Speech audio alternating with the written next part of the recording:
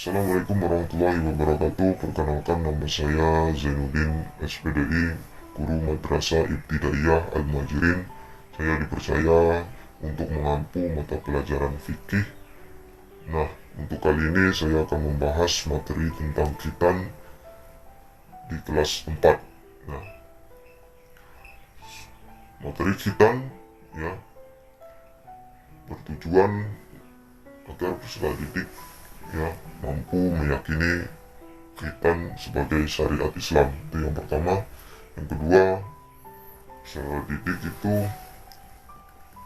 bisa menunjukkan perilaku bersih dalam kehidupan sehari-hari. Yang ketiga, menjelaskan pengertian dasar hukum dan usia pelaksanaan khitan. Itu adalah tujuan pembelajaran khitan. Nah, sebelum kita masuk ke materi khitan, saya akan membahas sedikit tentang sejarah khitan. Jadi, khitan kapan khitan itu dimulai disyariatkan? Nah, kita harus tahu terlebih dahulu, dan siapa manusia pertama yang dikhitan. Nah, khitan itu dimulai atau disyariatkan pada masa Nabi Ibrahim alaihissalam. Kisah tentang khitan Nabi Ibrahim diriwayatkan dalam sebuah hadis yang berbunyi, wahtatana Ibrahim alaihi salama wa wabnu thamanina sanatan bil qudr, yang artinya Ibrahim alaihissalam telah berkhitan dengan kapak sedangkan beliau berumur 80 tahun. Hadis riwayat Al-Bukhari Muslim. Sementara itu dalam Al-Quran terdapat perintah bagi umat Islam untuk mengikuti ajaran Nabi Ibrahim alaihissalam.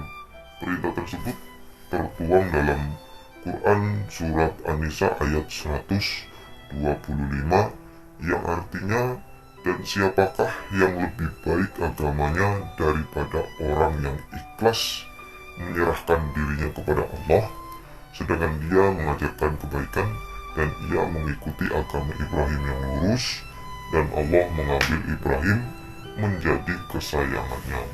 Dengan demikian, melaksanakan syariat khitan merupakan salah satu bentuk ketundukan kita terhadap perintah Allah Subhanahu wa Ta'ala, serta bentuk pelestarian syariat Nabi Ibrahim alaihissalam.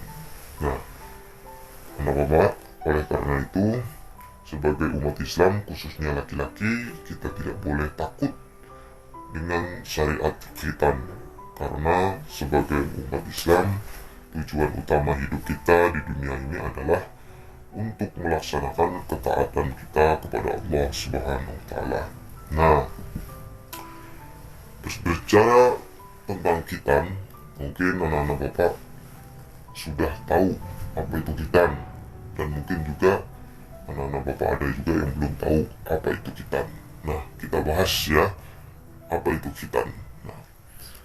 Nah, khitan secara bahasa, khitan berasal dari kata khotana yang artinya memotong. Sedangkan secara istilah, khitan itu adalah membuka atau memotong kulit kuluk yang menutupi ujung kemaluan laki-laki dengan tujuan agar bersih dari kotoran dan suci dari najis. Dalam mengkhitan kita harus perhatikan kita itu dalam mengkhitan disunahkan memotong hingga pangkal kuluf sehingga tidak tersisa kulit yang menggantung agar tidak ada lagi kotoran yang berkumpul di bawahnya. Jadi yang disunat atau di khitan itu adalah kulit sebelumnya kulit kuluf yang berada di ujung kemaluan laki-laki. Ketika itu dipotong, diusahakan itu diharuskan memotongnya itu hingga pangkal kuluf agar tidak tersisa kulit-kulit tersebut. Nah, pada uraian sebelumnya kita pada uraian sebelumnya ya, kita telah memahami bahwa salah satu tujuan utama khitan adalah sebagai sebuah bukti ketundukan kita terhadap perintah Allah Subhanahu wa Ta'ala. Sebagai zat yang maha bijaksana ya, dalam setiap perintahnya pasti ya ada banyak manfaat yang dapat diambil oleh manusia. Nah, seperti khitan ya, pasti Allah menyuruh kita untuk khitan, pasti ada manfaat yang bisa kita ambil. Nah, manfaat apa saja yang bisa kita dapatkan dari pensyariatan khitan ini? Nah, kalau dilihat dari sisi kebersihannya ya, anak-anak bapak ya, kalau kita lihat dari sisi kebersihannya, ternyata khitan adalah sebuah ibadah yang membantu kita untuk menjaga kebersihan badan. Loh, apa hubungannya khitan dengan kebersihan badan? Nah, sebagaimana kita tahu ya, dalam praktek khitan dilaksanakan dengan memotong huluk yang menutupi kemaluan laki-laki. Ya, setelah diteliti secara medis, ternyata khitan ya, kalau kita teliti ya, ketika seorang laki-laki yang belum disunat atau belum khitan, ketika buang air kecil, air seninya akan tertinggal sedikit pada kulitnya dan sulit untuk dibersihkan. Padahal sebagaimana kita ketahui bahwa salah satu syarat sholat adalah suci ya, baik itu suci badan, suci pakaian, suci tempat kita untuk sholatnya ya, suci dari najis ya. Nah, itu adalah syarat kita sholat. Nah, artinya jika seseorang, terutama laki-laki yang belum disunat atau belum khitan, melaksanakan sholat, kemungkinan besar ya sholatnya tidak sah ya, karena ketika kita kencing atau pipis atau buang air kecil itu masih menyisakan air seni atau air kencing ya, maka belum suci. Oleh karena itu Nabi Muhammad itu memerintahkan kepada kaum laki-laki khususnya untuk berkhitan. Itu kalau dilihat dari sisi kebersihannya. Kalau dilihat dari tinjauan medis ya, khitan juga mempunyai banyak manfaat ya. Menurut para dokter ya, kulit yang berada pada ujung kemaluan laki-laki apabila tidak dipotong akan menjadi sarang kuman. Nah, kalau kita biarkan terus-menerus, kuman-kuman tersebut dapat menimbulkan infeksi dan peradangan. Yang lebih menakutkan lagi, peradangan pada kemaluan ya dapat menyebabkan penyakit kanker. Nah, ini yang dikhawatirkan ya. Dengan demikian, sebagai seorang muslim ya, kita tidak boleh ragu lagi untuk melaksanakan khitan ya, utamanya untuk menaati perintah Allah serta menjaga kesehatan badan. Itu adalah utama dari khitan ini ya.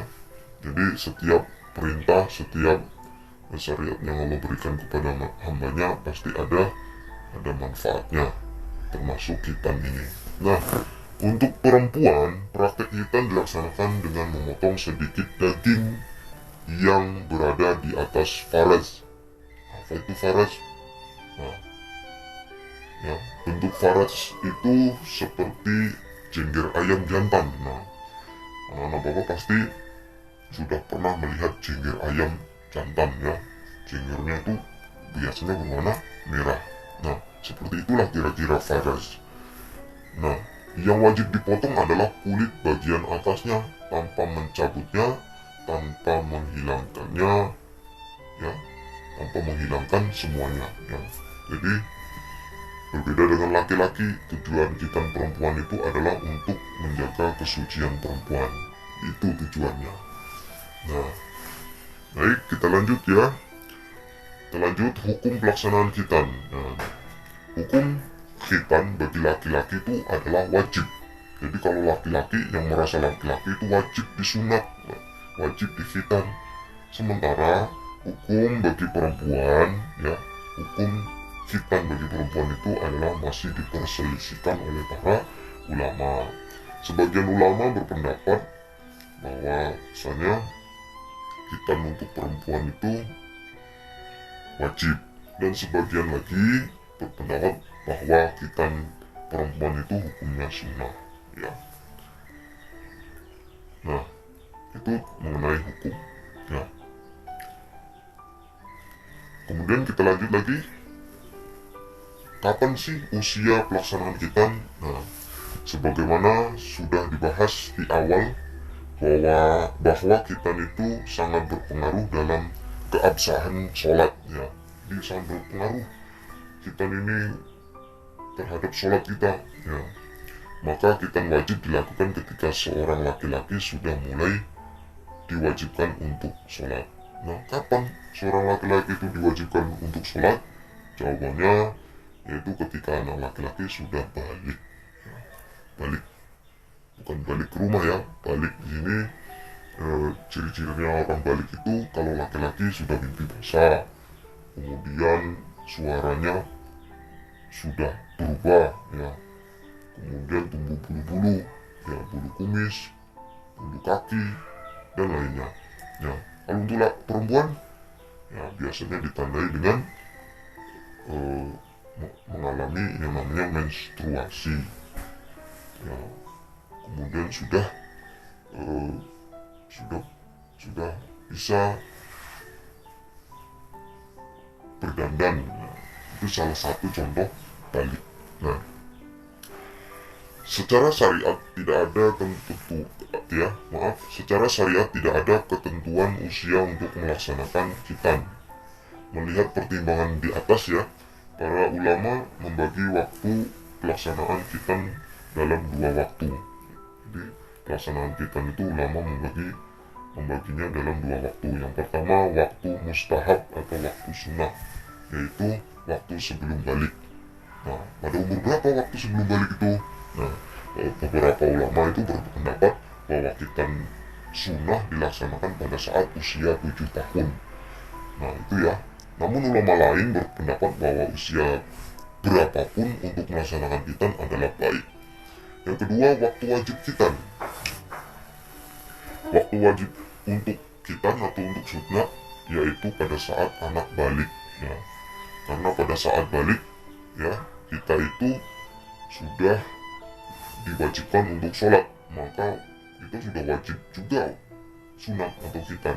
Oleh karena itu, ya, harus memenuhi semua syarat-syarat sholat seperti suci badan, pakaian, dan tempat dari najis. Salah satu cara agar badan kita tetap suci, terutama laki-laki, yaitu dengan cara berkhitan, ya. Itu adalah waktu khitan. Nah, Allah memerintahkan kita khitan, ya, pasti ada hikmahnya, ya. Allah itu selalu mempunyai tujuan dan dalam mensyariatkan suatu hal. Begitu juga dengan pensyariatan khitan. Jadi terdapat beberapa hikmah yang bisa kita ambil, ya. Yang pertama itu khitan itu sebagai bukti ketaatan kita terhadap Allah Subhanahu wa Ta'ala. Yang kedua, khitan itu sebagai ciri pengikut Nabi Muhammad SAW dan pelestarian syariat Nabi Ibrahim AS. Yang ketiga, kita menjaga kebersihan dan kesucian badan. Yang keempat, ya, kita mencegah timbulnya berbagai macam penyakit. Yang kelima, menjadi ciri muslim yang baik. Itu adalah hikmah, ya, khitan.